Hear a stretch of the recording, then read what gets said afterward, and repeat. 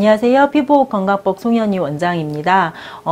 손에 발생하는 습진, 일반적으로 보통 주부습진이라고도 하죠. 이러한 수부습진의 대표적인 증상은 이제 붉어지는 홍반, 그 다음에 각질이 일어나는 인설, 그 다음에 심할 경우 피부에 균열이 일어나는 경우, 그 다음에 가려움을 동반하는 경우가 대표적인 증상입니다.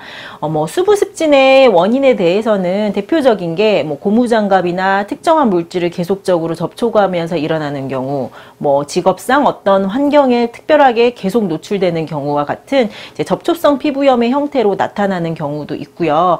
최근에는 이제 아토피를 동반한 환자들이 수부습진이나 주부습진들이 잘 호발한다고 알려져서 아토피와 연관성에 대한 연구도 많아지는 것으로 알려져 있습니다. 그리고 이렇게 손에 발생하는 습진 중에 이제 수포를 동반하면서 가려움을 동반하는 습진이 있는데요. 이를 우리가 보통 한포진이라고 합니다.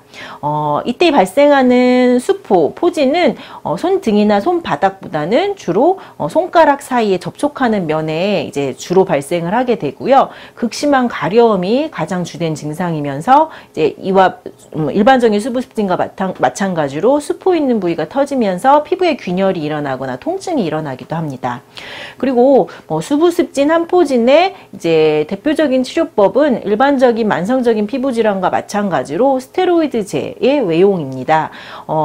그리고 손이나 발바닥 같은 경우는 각질층이 두꺼워서 흡수율이 떨어지기 때문에 스트롱 레벨의 스테로이드제를 사용을 하는 것으로 알려져 있고요. 아무래도 이제 스트롱 레벨의 스테로이드제를 사용하기 때문에 일주일 이상은 장기간 사용을 하지 말아라 하는 것이 피부과적인 이제 원칙입니다. 문제는 대부분의 만성적인 피부 질환이 그러하듯이 한포진이나 수부습진 같은 경우도 스테로이드제를 외용하는 경우에는 증상이 경감이 되는데 장기간 사용할 수 없으니 외용제를 끊어버리면 다시 또 피부에 간지러움이나 수포 등이 생기고 통증이 생기고 한다는 것이죠.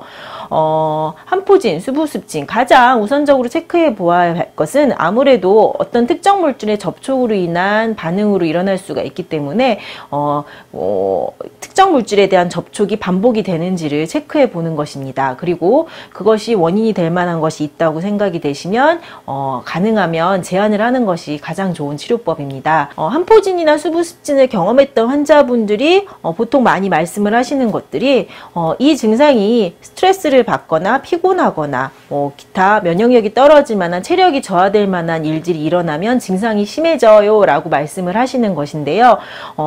앞서 말씀드렸다시피 아토피와 수부습진이나 한포진과의 연관성에 대해서도 많은 연구 결과가 이루어지는 것을 본다면 아무래도 이제 한포진, 수부습진 또한 전반적인 면역체계, 면역 기능을 회복을 통해서 그러한 치료를 하는 것들이 근본적인 치료법이라고 생각이 됩니다.